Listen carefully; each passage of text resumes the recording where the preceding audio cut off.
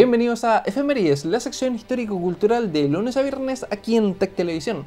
El día de hoy presentamos el 13 de abril, pero no de hoy sino del año 1204, ya que es en un día como hoy cuando la Cuarta Cruzada saquea la ciudad de Constantinopla.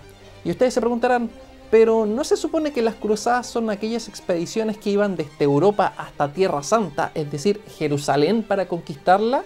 Y la respuesta es sí. ¿Y no se supone que Constantinopla es una ciudad cristiana y está bastante lejos de Medio Oriente? Sí, bueno, lo que pasó fue básicamente lo siguiente. Los cruzados debían atravesar el mar para llegar hasta Tierra Santa. Sin embargo, no contaban con las naves para poder hacer esta tarea. Es por esto que ellos deciden contratar a la gran flota veneciana. El problema de esto es que no tenían los recursos para pagar por este servicio.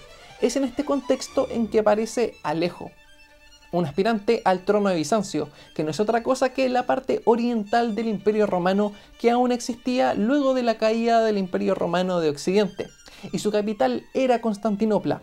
Entonces este señor le dice a los cruzados: invadan la ciudad y corónenme a mí, y de esta forma yo les aseguro pagar su deuda con los venecianos y de paso les aseguro 10.000 hombres.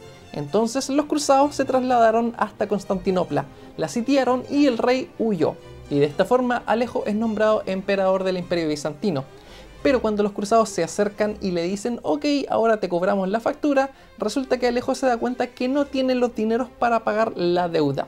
Y ahora los cruzados dicen ok, no lo cobraremos por la mala entonces.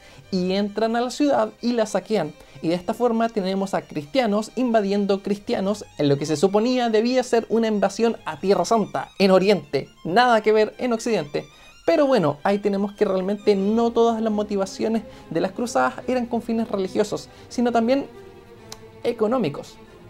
Avanzamos desde entonces hasta el año 1598, ya que es también en un día como hoy cuando el rey de Francia, Enrique IV, publica el Edicto de Nantes, de acuerdo al cual el protestantismo deja de ser considerado una herejía dentro de la Iglesia Católica y se considera entonces una religión. De esta forma se concede un amplio grado de libertad religiosa a los hugonotes, terminando por lo tanto con las guerras de religión en Francia.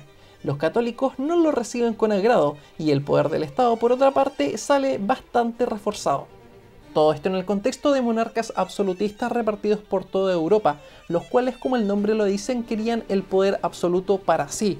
Por ende, al haber una autoridad última que estaba por encima de ellos, es decir, el Papa, estos se sentían de alguna forma vulnerables y no absolutos en su poder.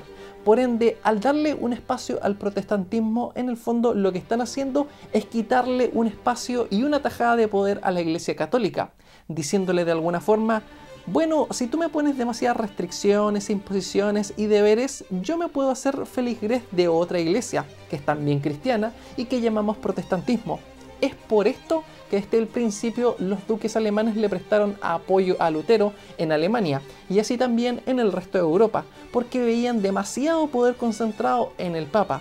Y de esta forma, como dije, se hace una nueva brecha de poder hacia el protestantismo y hacia los reyes principalmente autónomos en el poder estatal.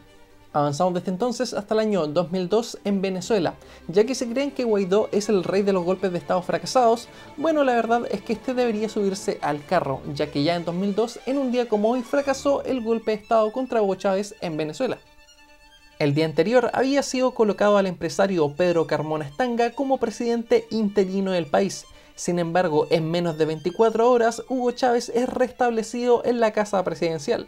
Y es que claro, era una época donde la revolución bolivariana todavía tenía alto apoyo popular y militar, en parte por el alto precio del petróleo de aquel momento en el mercado internacional y en parte también porque Hugo Chávez tenía bastantes más neuronas funcionales de las que tiene Maduro. Pero hasta aquí las efemérides del día de hoy, como siempre recordándoles que nos reencontramos mañana en este mismo horario por las pantallas de Tech Televisión.